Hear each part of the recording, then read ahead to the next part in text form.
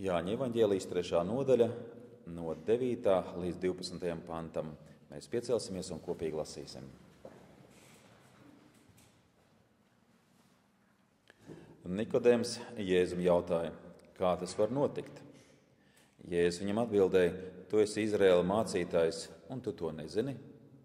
Patiesi, patiesi es tev saku, mēs runājam to, ko zinām, un liecinām to, ko esam redzējuši, bet jūs mūsu liecību nepieņemat. Ja es jums runāju par zemes lietām, un jūs neticat, kā jūs ticēsiet tad, kad es runāšu par debes lietām? Āmen. Kungs Kristu, tu esi sirdžu pazinējis un zini, kam tad cilvēki tic un kam netic. Mēs lūdzamies vairo mūsu ticību tavam vārdam, taviem apsolījumiem, ka mēs esam ļaudis, kas ticam tavam vārdam, tam paklausam un ar to dzīvojam. Palīdz, kungs. Āmen. Sēdiet, lūdzu. Mēs turpinām domāt par mūsu kunga un Nikodema tikšanos, par to, kāda bija viņu saruna, par to, kāda bija Nikodema lielākā vajadzība. Tā bija tā vislielākā lieta, uz ko Kristus norādīja Nikodemam. 3. nodaļas pats sākums. Tur bija kāds cilvēks no farizējiem vārdā Nikodems, Jūdu valdības vīrs. Tas nāca pie Jēzus un sacīja viņam, Rabi, mēs zinām, ka tu esi mācītājs no Dieva nācis, jo neviens nevar tādas zīmes darīt, kā tu dari, ja Dievs nav ar to.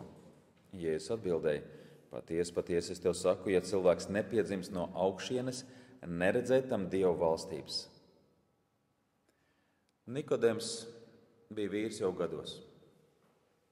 Viņš jau bija kaut ko no šīs dzīves baudījis, zinājis, sapratis, spēja izdarīt kādus secinājumus, un ko Nikodems ļoti daudz darīja savā dzīvē. Viņš mēģināja savu dzīvi uzlabot un uzlabot. Vienu dienu uzlabojumu būs tik daudz, ka Dievs mani pieņems. Tik daudz es centīšos, ka Dievs man būs apmierināts ar manu dzīvi. Man gan vairāk mazliet vēl jāgavē, vairāk jākalpo, vairāk jāziedo. Un cilvēki joprojām tā domā, tā kā Nikodems. Man dzīvē kaut kas vēl jāuzlabo. Vēl mazlietiņ šajā jomā vai tajā jomā, un tad jau Dievs mani pieņems. Tad es būšu pietiekami labs Dievam. Kristus Nikodemam saka, ka cilvēks neko nevar darīt, lai Dievam patiktu. Neko. Cilvēks neko nevar darīt, lai izdzēstu savu grēku daudzumu. Neko. Mēs zinām, ka raksti māca, ka cilvēks ir pilnīgi samaitāts, pilnīgi pazudis. Pilnīgi. Nav nekā laba cilvēkā. Un kā tad var uzlabot to, kur nav nekā laba? Pilnīgi nekā, lai mēs Dievam patiktu, lai varētu iemantot Dieva valstību. Tas ir Dieva darbs, kad cilvēks piedzimst no augšienes. Tas ir Dieva darbs, kad Dievs dod ticību un cilvēks ar to dzīvo. Nikodem, tev jāpiedzimst no jauna, lai tu Dievam patiktu. Un tad mūsu kungs piemin, ka tas ir līdzīgi tā kā ar piedzimšanu, cilvēku ienākšanu šai pasaulē. Cilvēks neko nevar darīt, lai ienāktu šai pasaulē. Neko. Viņš tikai piedzimst saviem vecākiem. Kristus neskaidro Nikodemam piedzimšanas no augšienes noslēpumu. Kristus skaidro Nikodemam, kāpēc kādi nepiedzimst no jauna. 3 ļoti skaidri redzamas lietas. Par 2 jau mēs runājam 2 iepriekšējās reizes, un šodien ir 3. Bet atcerēsimies 2 iepriekšējās lietas, kāpēc kādi nepiedzimst no jauna. 10. pantā ir sacīts. Jēzus viņam atbildēja, tu esi Izraēla mācītājs, un tu to nezini? Nikodem, tu esi Izraēlas skolotājs, un tu nezini pašu svarīgāko, kas ir jāzina. Nevīžība zināšanās. 2. lieta ir 11. pantā. Patiesi, patiesi es tev saku, ja mēs runājam to, ko zinām, un liecinām to, ko esam redzējuši, bet jūs mūsu liecību nepieņemat. Netika pieņemts tas, ko Dievs darīja. Un 3. lieta ir šodien, 12. pantā, par kuru mēs arī vairāk domāsim. Tā ir neticība. 12. pants. Ja es jums runāju par zemes lietām, un jūs neticat, kā jūs ticēsiet tad, kad es runāšu par debes lietām? Glābējs norādīja uz Nikodema lielākām problēmām. Nezināšana, nepieņemšana un neticība. 3 lietas. Ja tāds ir cilvēka dzīves raksturojums, nezināšana, neticība, nepieņemšana, tad kā viņš var piedzimt no jauna? Kā viņš var pieņemt to, ko Dievs saka? Lai cik cilvēks būtu reliģiozs, lai kādu amatu viņš ieņem, tā kā Nikodems, ļoti augstu, visaugstāko amatu valstī, vienu no augstākiem. Lai cik gara būtu viņa dzīves pieredze, tāda cilvēka dzīve ir veltīga. Tu nezini, tu nepieņem, tu netici. Un tas liek mums domāt. Ko tad mēs zinām? Tas liek mums domāt, kādas lietas mēs pieņemam un kādas lietas nepieņemam. Tas liek mums domāt par ticību. Kāda tad ir mana ticība? Ja mēs lasītu bez konteksta šos vārdus, ko mūsu kungs saka Nikodemam, tad varētu diezgan viegli piekrist. Jā, ir kādi cilvēki, kuri nezina būtiskāko par Dievu, par cilvēku, par glābšanu. Ir tādi cilvēki. Ir cilvēki, kas nepieņem to, ko Dievs saka. Jā, ir tādi cilvēki, kas netic. Bet mēs nedrīkstam lasīt ārpus konteksta. Nikodems nebija kaut kas kāds no ielas cilvēks. Un tieši Nikodemam bija adresēta Jēzus atbilde. Nikodem, tu esi neticīgs. Cilvēkam, kurš bija skolotājs, kurš bija Izraēla tautas vadonis, kurš bija galvenais farizejs, ievērojams cilvēks valdībā. Nikodem, tu esi neticīgs cilvēks. Un ne tikai tu, bet arī tos, kurus tu pārstāvi. Jo tu sacīji, mēs zinām. Nikodem, arī visi jūdu vadoņi ir neticīgi. Un traģēdijas slēpjas kur? Tad, kad cilvēks saka, jā, tā ir, es neticu, es nezinu tās lietas, es nepieņemu viņas. Tā ir puse no traģēdijas. Nikodemam šī traģēdija bija dubulta, jo viņš jau tā nedomāja. Viņš domāja, ka viņš zina, ka viņš pieņem un ka viņš tic. Tā bija tā traģēdija, bet Kristus saka, nē, tu esi neticīgs. Un kam ir patiesība? Nikodemam vai Kristum? Un atbildi ir acīm redzama. Nikodem, tu esi neticīgs cilvēks. To saka Kristus, to saka Dievs. Dzirdot šos vārdus par Nikodemu neticību, droši vien Nikodemam kaut kas iekšā varbūt apmet kādu kūleni. Kā Jēzus tu runā par mani neticīgi? Es esmu taču Izraēlas skolotājs. Es nemācu ne matemātiku, ne fiziku, ne ķīmiju. Es mācu tautai bīties tevi. Un tu saki, tagad es esmu neticīgs. Jā, varbūt es kādas lietas nezinu. Jā, varbūt kaut kādas lietas es nesaprotu. Bet pārmest man neticību, Jēzu, kā tā? Nikodem, tu esi neticīgs. Par kādu ticību Dievs runā? Par kādu ticību Kristus runā? Mēs zinām, ka ir 3 ticību veidi. Atkārtosim tos. Pirmā bija dabiskā ticība. Es nekad neesmu bijis Austrālijā, bet es ticu, ka tur ir kaut kur Austrālija šīs pasaules. Es nekad neesmu saticis Kleopatru, bet es ticu, ka Kleopatra bija Ēģiptes valdniece. Es nepazīstu personīgi Trumpu, bet es ticu, ka Trumps ir ASV prezidents. Tā ir dabiskā ticība. Otrā bija vispārējā ticība. Cilvēks tic, ka ar nāvi viss nebeidzās. Cilvēks tic, ka ir kaut kas augstāks, ka ir kāds pirmavots visam. Bībele to sauc par demonisko ticību. Jākaba vēstule 2.19. Tu tici, ka ir viens Dievs, tu dari labi. Arī ļaunie gari tic un dreb. Arī ļauniem gariem ir tāda pati ticība kā tev. Viņi zina, ka ir Dievs, bet kāda ir ļauno garu ticība? Bet vai tu gribi zināt, tukšais cilvēks, ka ticība bez darbiem ir nedzīva? Lūk, šī ir ļauno garu ticība. Viņi zina, ka ir Dievs, viņi zina, ko Dievs sagaida, bet viņi nedara to, ko Dievs saka. Viņi nepakļaujas Dievam. Tā bija arī ar Nikodemu. Jēzu, mēs zinām, tu esi no Dieva nācis. Jo tādas lietas, kā tu dari, tikai var darīt tas cilvēks, kurš no Dieva ir nācis, mēs zinām. Bet mēs tev neklausām. Viņi nedarīja tā, kā Jēzus sacīja. Viņi nepakļāvās Kristus vārdam. Tā bija otra ticība. Kungs Kristus runā ar Nikodemu par trešo ticības veidu, proti par glābjošo ticību. Nikodemam nebija glābjošās ticības, un tā ir daudzu cilvēku problēmas šodien. Viņi domā, ka ir kaut kas. Es jau neesmu pret Dievu, es jau neesmu pret baznīcu. Es zinu, ka Dievs ir, esmu pārliecināts, ka Dievs ir, bet viņi nedara, ko Dievs saka. Tad tā ir ļauno garu ticība. Un tā nav glābjošā ticība. Tad, kad Dievs uz mums runā, caur savu vārdu, caur Bībeli, viņš sagaida atbilstošu reakciju. Kad cilvēki atbilstoši arī reaģēs uz to, ko Dievs saka. 12. pants. Ja es jums runāju par zemes lietām un jūs neticat, es runāju jums, lai jūs ticētu, bet jūs neticat. Kā jūs ticēsiet tad, kad es runāšu par debeslietām?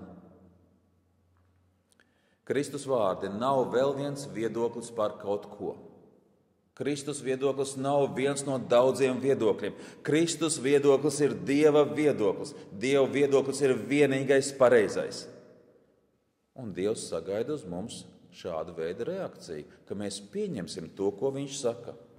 Nikodems saka, mēs ticam, ka tu esi no Dieva, bet mēs neklausām taviem vārdiem. Vēstule Ebrejiem 11.1. Mēs zinām, ka ir rakstīts, jo ticība ir stipra paļaušanās uz to, kas cerams, pārliecība par neredzamām lietām. Ar ko zināšanas atšķirs no pārliecības?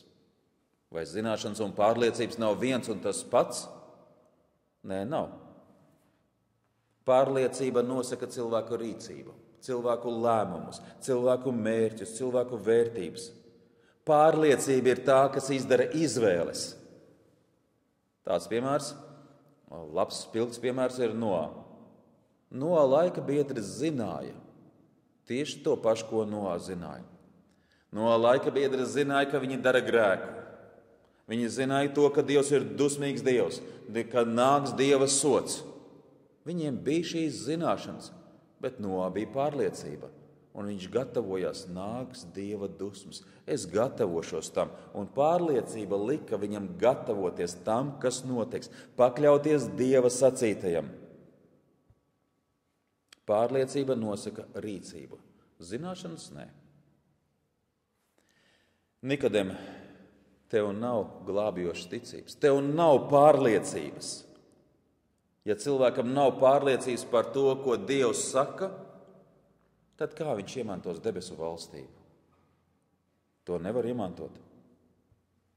Kāpēc Kristus vārdi Nikodemam un viņa biedriem nekļuva par pārliecību? Kāpēc? Mūsu dzīve daudz ietekmē autoritātes, kuras mēs pieņemam. Kādiem ir vienas autoritātes, citiem ir citas autoritātes, un šīs autoritātes gan tiešā, gan netiešā veidā mūs ietekmē. Kas ir manas autoritātes? Kas ir autoritātes jūdu vadoņiem? Kas bija autoritātes Nikodemam? Nikodems pats bija autoritāte daudziem, jo daudziem tautā. Bet kas viņam bija autoritāte?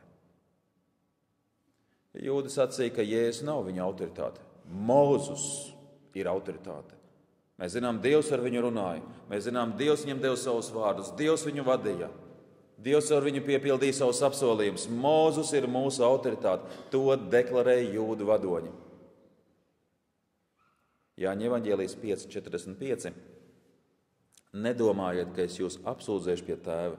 Jums ir savs apsūdzētais Mūzus, uz ko jūs esat likuši savu cerību. Viņu jūs esat pieņēmuši par autoritāti.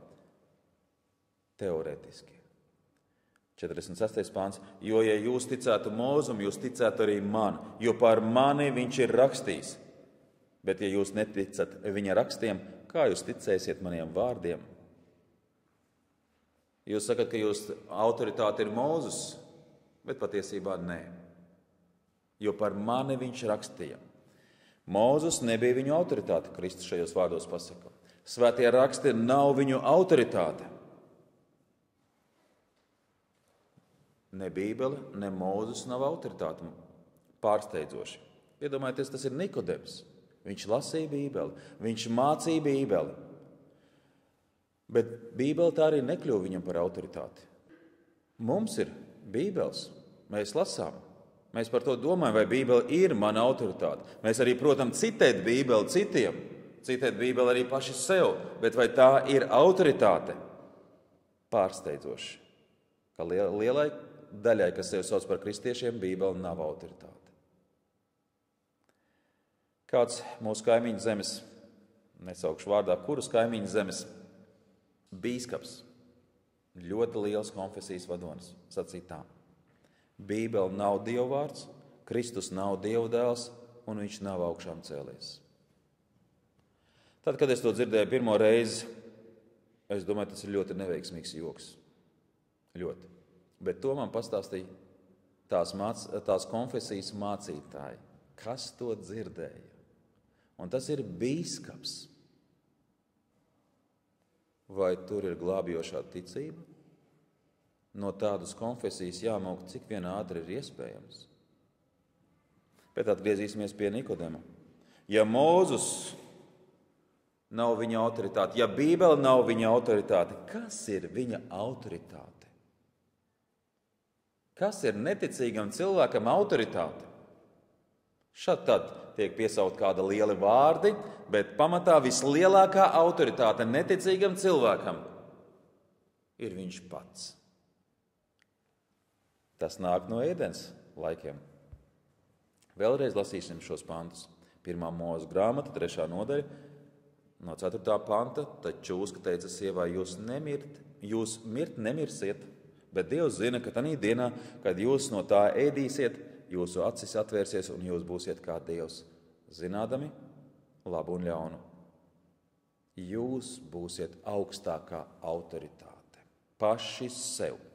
Jūs paši noteiksiet, kam jūs ticēsiet un kam neticēsiet, kas būs jūsu pārliecība un kas nebūs jūsu pārliecība. Nevienam nav tiesības jums norādīt, jo jūs taču paši lemjat, kādu viedokli pieņemt un kādu nepieņemt. Jūs būsiet kā Dievs. Vienmēr atradīsiet attaisnojumu un pamatojumu savai rīcībai. Kamēr cilvēka egoisms ir lielākā autoritāte, par glābjošo ticību nevar būt runa, jo viņš dzīvo savam ego. Un tā tas bija ar Nikodemu. Viņš dzīvoja savam egoismam, viņš neticēja. Viņš dzīvoja savam egoismam. Mēs turpinām domāt par to, kāpēc kādi cilvēki neiegūst glābjošo ticību. It kā tic, un tomēr nav glābjošā ticība. Cilvēka egoisms augstākā autoritāte. Pēc kā egoisms tiecās? Ko viņš gaida? Uzslavu, aplausus no citiem. Visa slava pieder Dievam.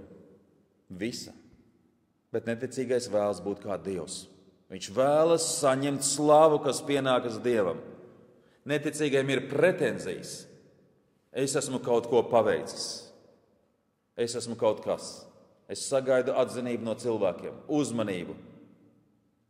Jāņa evaņģēlijas 12. nodaļa 42. pants un 43. Tomēr arī daudzi valdības vīri bija sākuši viņam ticēt. Ļoti skaisti. Bet farizeju dēļ, kas bija lielākais farizejs? Nikodems. Viņš bija farizeju vadonis, bet farizeju dēļ viņi to atklāti neapliecināja, lai tos neizslēgtu no draudzes, jo viņi cilvēku atzinību mīlēja vairāk nekā godu Dievu priekšā. Atzinību un uzslavu no cilvēkiem. Tu gan esi labi darījis, tu gan esi malēs, tu esi pareizi rīkojies. Kas bija šo cilvēku autoritātes? Farizeji bija autoritātes, Nikodems bija autoritātes. Atzinību mīlēja vairāk nekā uzslavu no Dieva. Kur es esmu šajā stāstā? Cik ļoti es gaidu uzslavu un atzinību no cilvēkiem? Neticība nemeklē uzslavu no Dieva, bet meklē uzslavu no cilvēka. Kungs Kristus ļoti skaidri saka 5. nodaļā, 44. pantā, kā jūs varat kļūt ticīgi, cits no cita godu pieņemdami, bet nemeklēdami godu, kas nāk vienīgi no Dieva. un cik ļoti daudz šodien kristiešu sagaida uzslavas no citiem kristiešiem, kristiešu vadoņiem, un dažkārt kādi kristiešu pasākumi pārvēršas par sevi slavināšanu, atzinību, diplomu saņemšanu un visādām citām lietām. Kā jūs varat kļūt ticīgi? Neiespējami, ja jūs meklējat atzinību pie cilvēkiem.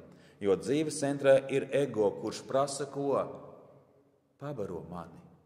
Tas egoisms saka, es nevaru būt izsaldzis. Viņš kliedz, viņš brēs, tas egoisms, man vajadzīga uzslava. Un vēl pie tā egoisma ir tā, ka viņš nekad nav pieēdināms. Ja šodien tu gozējies uzmanības un slavas saulītē, tad rītdien gribās to pašu un vēl vairāk. Kā jūs varat kļūt ticīgi? Godu ņemdam viens no otra. Egoisms nepiesātināms. Un cilvēki ir gatavi darīt visu iespējamo, lai tikai viņus ieraudzītu, apbrīnotu, slavētu, lai viņi saņemtu aplausus, goda rakstus, diplomus, prēmijas un visu kaut ko. Lai tas egoisms kļūtu gandarīts. Lūkas evaņģēlijas 20. nodaļa, 46. pants. Sargaties no rakstu mācītājiem. Sargaties no rakstu mācītājiem. Nikodēms, kas bija? Viņš bija skolotājs. Viņš mācīja Izraēlā citus skolotājus, kas savukārt mācīja tālāk. Sargaties no rakstu mācītājiem, jo tie mīl apkārt staigāt garos svārkos, saņemt sveicienus tirgus laukumos, un viņiem patīk ieņemt goda vietas sinagogās un viesībās. Viņiem patīk būt uzmanības centrā, viņiem patīk saņemt apslausus un uzslavu. Neticīgais meklē slavu no cilvēkiem. Bet vai ticīgs cilvēks nevar saņemt uzslavu? Jautājums. Ticīgs cilvēks var saņemt uzslavu, bet viņš to nemeklē. Tā nav viņa motivācija, kāpēc viņš kaut ko dara. Ticīgs cilvēks neapvainojās, ja viņš ir padarījis darbu, labi padarījis, un viņam neviens nepasaka paldies. Varbūt vēl pat izlamā. Ticīgs cilvēks neapvainojās, ja viņu aizmirst apsveikt. Tur visus apsveikuši. Es arī pie tā darba biju, bet viņu neapsveic. Viņš neapvainojās. Jo visa slava ir Dievam. Kungs, tev darījies šo darbu. No tevis es gaidu atzinību. Ticīgs cilvēks zina, manī nav nekā, lai mani slavētu. Ja es kaut ko spēju padarīt, tas ir tikai tāpēc, ka Dievs tā bija gribējis. Tāpēc, ka Dievs ir labs. Tāpēc, ka viņš ir devis kādas spējas un talantus. Tāpēc, ka viņš ir sagatavojis apstākļus. Visa slāva pieder vienīgi Dievam. Bet neticīgs cilvēki. Es esmu strādājis, pūlējis, svīdis, naktis negulējis, un te man neviens nav ievērojis. Viņš uzmet lūpu un ir apvainojies. Nikodem, tev ir šī liela problēma. Tu meklē atzinību no cilvēkiem, un kā tu vari kļūt ticīgs. Vēl kāds iemesls, kāpēc Nikodemam nebija šī glābjošā ticība. Viņa dzīvē ļoti lielu un milzīgu vietu ieņēma mantkārība. Viņš bija mantkārīgs cilvēks. Kas ir mantkārība? Mīlestība uz naudu. Nav iespējams mīlēt naudu un ticēt Dievam. Tās ir divas lietas, kas nekad nesastopas. Cilvēks var mīlēt vai no viena, vai no otru, bet abas lietas nevar. Lūkas evaņģēlijas 16:13. Neviens pie mājas piederīgs kalps nevar kalpot diviem kungiem. Vai viņš vienu ienīdīs un otru mīlēs, vai vienam pieķersies un otru atmetīs. Jūs nevarat kalpot Dievam un mantai. Nevarat. To Kristus saka. Visu to dzirdēja farizēji, kas bija mantkārīgi. Un tie viņu izsmēja. Kas bija Nikodems? Farizējs. Galvenais farizējs viņš bija. Visu to dzirdēja farizēji, kas bija mantkārīgi, un tie viņu izsmēja. Bet viņš tiem sacīja, jūs paši nostājaties par taisniem cilvēku priekšā, bet Dievs pazīst jūsu sirds, jo kas pie cilvēkiem augsts, Dieva acīs ir negantība. Dažādi varam reaģēt uz norādīto grēku. Mantkārība viennozīmīgi ir grēks. Kas ar grēku ir jādara? Jānožēlo un jāatgriežas no tā. Ko darīja farizēji? Viņi izvēlējās citu reakciju uz to, ko Kristus saka.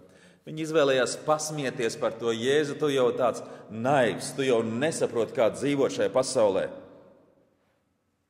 Nikodems, kas viņš bija?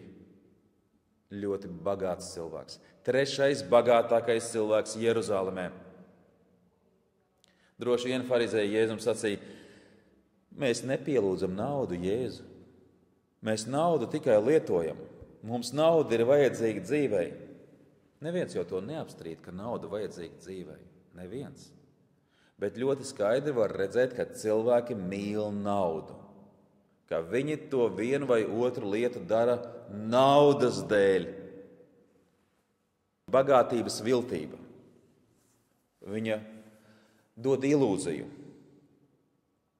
par drošību, par stabilitāti, par nākotni. Tā ir ilūzija, Nikodem, ka tu domā, ja tu esi bagāts, tad Dievs ievēros tavu bagātību un teiks, malacis. Nikodem, ir lietas, kuras nav nopērkamas par naudu. Draudzību nevar nopirkt, mīlestību nevar nopirkt, ģimeni nevar nopirkt, attiecības nevar nopirkt, gudrību nevar nopirkt, veselību nevar nopirkt. Nikodem, tu jautā par mūžību, to nevar nopirkt. Nevar, nav iespējams. Bet nauda dod šo ilūziju. Ļoti zīmīgs notikums Lūkas evaņģēlijā rakstīts Lūkas 18. Bet kāds priekšnieks viņam jautāja. Priekšnieks. Kādā citā vietā sacīts bagāts jauneklis. Labo mācītāji, kas man jādara, lai es iemantotu mūžīgo dzīvību? Tieši tas pats jautājums, ar kuru Nikodems atnāca naktī. Ko man darīt? Es jau savu dzīvi uzlaboju. Vai tas ir pietiekami, lai Dievam patiktu? 22. pantā mūsu kungs saka, kad Jēzus to dzirdēja, viņš teica, vienas lietas tev trūkst, pārdod visu, kas tev pieder, un izdala to nabagiem, tad tev būs manta debesīs, un tad nāc man līdzi. Viena problēma tev. Tu esi pieķēries elkam. Nauda tev ir elks. Atbrīvojies no šī elka, tad nāksi man līdzi. Ja kāds grib man sekot, viņš aizliedz sevi, ņem krustu un iet man līdzi. Tas tika pateikt šim jauneklim, šim priekšniekam. Tev problēma ir nauda. Tu viņu mīli vairāk par Dievu. 23. pantā, bet viņš to dzirdēdams ļoti noskuma, jo viņš bija ļoti bagāts. Bet, kad Jēzus to redzēja, viņš sacīja, cik grūti tiem, kam daudz mantas, iekļūt Dieva valstībā. Jo vieglāk ir kamielim iet caur adatas aci, nekā bagātiem iet Dieva valstībā. Un tie, kas to dzirdēja, sacīja, kas tad var tikt izglābts? Bet Jēzus atbildēja, kas cilvēkam nav iespējams, tas iespējams Dievam. Nav iespējams cilvēkam pašam glābties. Kamielis nevar iziet caur adatas aci. Dažādi skaidrojumi šai raksturvietai, bet šī raksturvieta ļoti skaidri nosaka, ka cilvēks nevar saviem spēkiem glābties. To var darīt vienīgi Dievs. Mantkārība liedz sekot Jēzum. Mantkārība, kā es minēju, dod šo maldīgo ilūziju par šodienu, par stabilitāti, par nākotni. Bet vēlos piebilst vienu lietu. Bagātība nav grēks. Būt bagātam tas nav grēks. Grēks ir mīlēt naudu. Grēks ir naudai veltīt savu dzīvi. Grēks ir nepateikties Dievam par to, ko Viņš ir devis. Viss mūsu dzīvē ir Dieva dots. Viņš viss ir labs un Viņš dod mums labo. Un kā lai es par to pasakos? Nepieķeries naudai un mantai. Viņa nāk un iet. Tā no Nikodems daudz iemeslu dēļ viņam nebija šī glābjošā ticība. Dievs runā uz cilvēkiem un Dievs sagaida no cilvēkiem reakciju. Pareizu reakciju uz dzirdēto. Pareiza reakcija ir ticība. Nepareiza reakcija ir neticība. Cilvēks ir atbildīgs uz to, kāda ir viņa reakcija. Jāņa evaņģēlijā 16:8 mūsu kungs saka, un viņš nāks un liks pasaulē izprast grēku, taisnību un tiesu. Runa ir par Svēto garu. Bet 9. pantā ir sacīts grēku, jo tie netic man. Neticība uz Kristu, tas ir grēks. Ļoti skaidri pateikts. Netic tam, ko Dievs ir sacījis. Nepareizi reaģē uz evaņģēliju. Grēkam vienmēr ir sekas cilvēka dzīvē. Un labi to parāda līdzība par svēto vārdu. Vēlreiz Lūkas evaņģēlijas 8.11. Bet šī ir tā līdzība. Sēkla ir Dieva vārds, bet kas ceļmalā ir tie, kas dzird. Pēc nāk velns un ņem vārdu no viņu sirdīm, lai tie netic un netop izglābti. Cilvēks dzirdēja evaņģēliju. Mēs pagājušajā reizē par to domājām, bet viņš ļauj šim evaņģēlijam kaut kur aizskriet projām. Viņš ļauj šim evaņģēlijam aizlīdēt gar viņa ausīm. Kā viņš var tikt izglābts?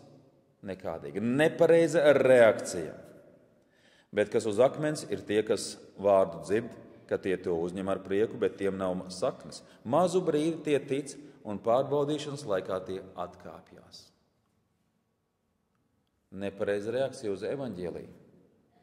Sajūtas, emocijas, pārdzīvojumi, tagad būs, tagad notiksies, un tas balons nopūšās, un nekā tur nav.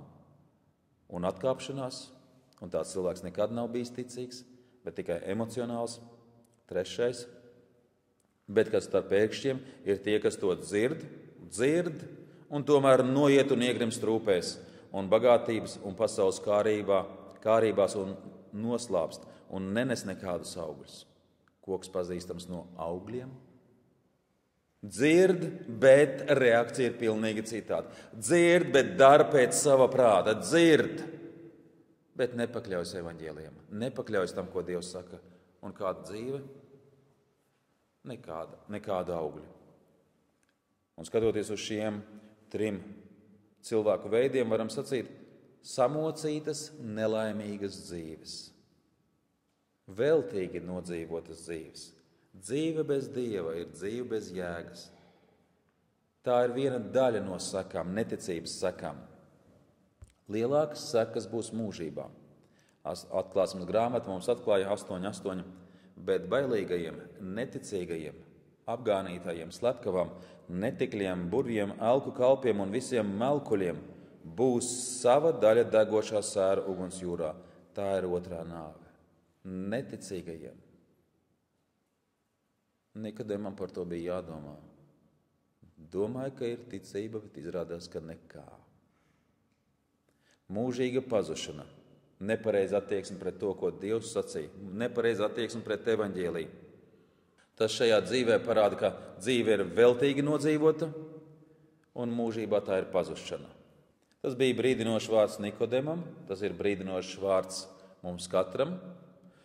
Ir vērts sev uzdot jautājumu no jauna un jauna. Kā ir ar manu ticību? Vai man ir vispārējā ticība, vai man ir glābjošā? Kas parāda, ka man ir glābjošā ticība? Kāda ir mana attieksme pret evaņģēliju, kad es to dzirdu, kad es klausos svētrunas, kad es lasu Bībeli? Jautājums ir, kāda ir mana dzīves augļi? Kā mans raksturs mainās? Dievs nav jāpārliecina. Dievs ar mani viss ir labi. Nikodems atnāca pie Jēzus un sacīja, Nikodem, mēs zinām.